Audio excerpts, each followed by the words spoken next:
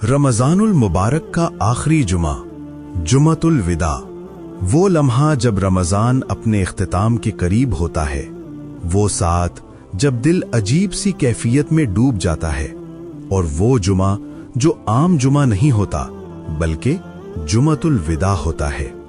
ये वो दिन है जब आसमानों के दरवाजे पहले से ज्यादा खुल जाते हैं। ये वो घड़ी है जब दुआएं सिर्फ सुनी नहीं जाती बल्कि कबूलियत के करीब तरीन होती हैं।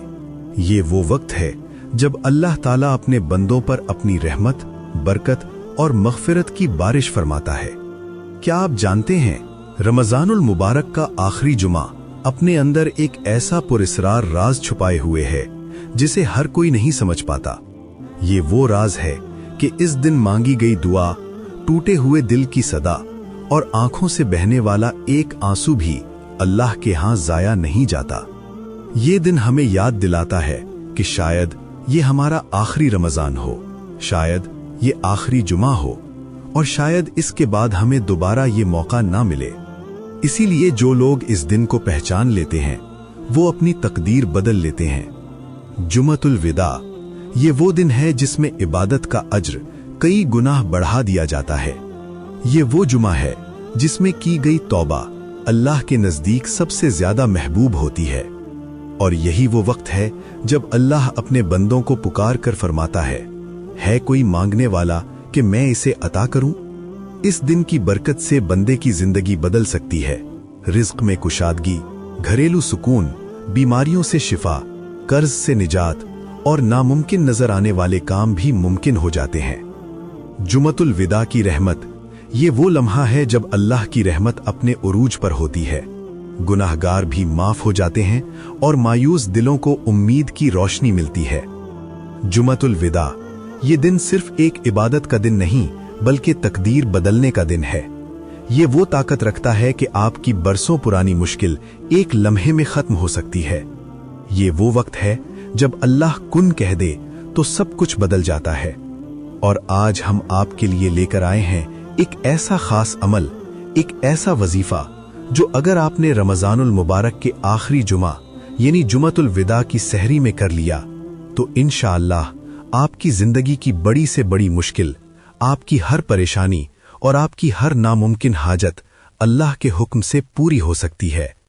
ये वजीफा यकीन, दुआ और अल्लाह से ताल्लुक को मजबूत करने का एक जरिया है। याद रखें, मुसीबतें इंसान को तोड़ देती हैं।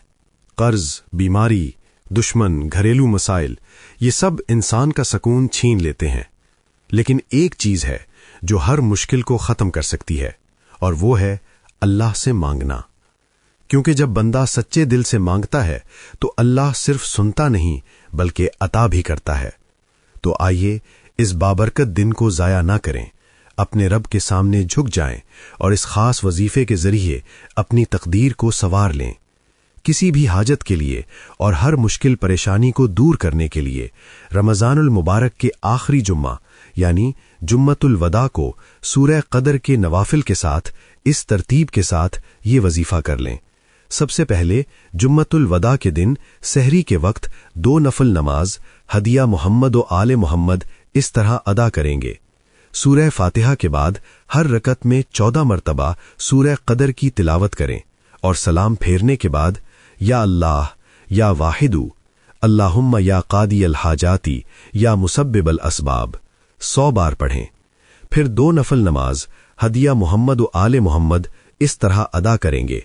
सूरह फातिहा के बाद हर रकत में 12 मरतबा सूरह कदर की तिलावत करें, यानी कि पहली रकत में 12 मरतबा सूरह कदर पढ़नी है और फिर दूसरी रकत में दोबारा 12 मरतबा सूरह कदर पढ़नी है।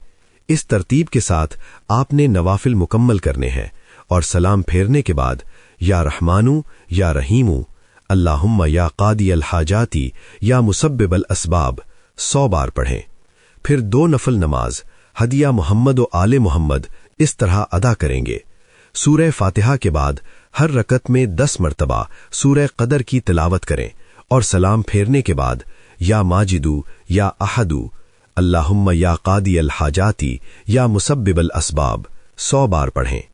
फिर 2 नफल नमाज हदिया मोहम्मद व आले मोहम्मद इस तरह अदा करेंगे। سورہ فاتحہ کے بعد ہر رکعت میں 6 مرتبہ سورہ قدر کی تلاوت کریں اور سلام پھیرنے کے بعد یا حیو یا قیوم اللہم یا قاضی الحاجاتی یا مسبب الاسباب 100 بار پڑھیں۔ پھر 2 نفل نماز ہدیہ محمد و آل محمد اس طرح ادا کریں گے۔ سورہ فاتحہ کے بعد ہر رکعت میں 4 مرتبہ سورہ قدر کی تلاوت کریں اور سلام پھیرنے کے بعد یا حنانو یا منانو اللہم یا قاضی الحاجاتی یا مسبب الاسبابی 100 مرتبہ پڑھیں۔ پھر 2 نفل نماز ہدیہ محمد و آل محمد اس طرح ادا کریں گے۔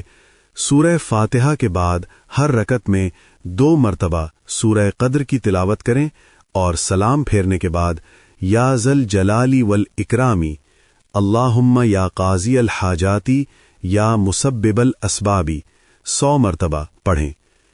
سحری کے وقت یہ عمل مکمل کر لینے کے بعد اللہ تعالیٰ سے توجہ کے ساتھ اپنی حاجت کی دعا مانگے۔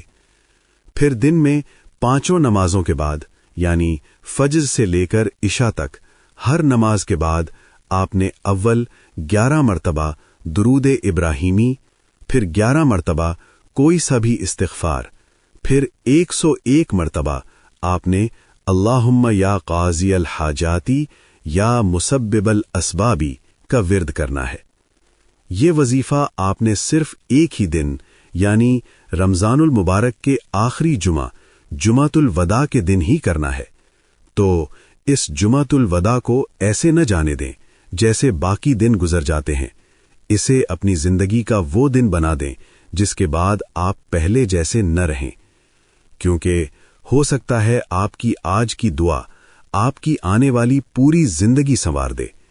اللہ آپ کی ہر جائز حاجت پوری فرمائے، آپ کی ہر پریشانی کو آسانی میں بدل دے اور آپ کو وہ سکون عطا کرے جس کی آپ کو مدتوں سے تلاش ہے۔ آمین یا رب العالمین۔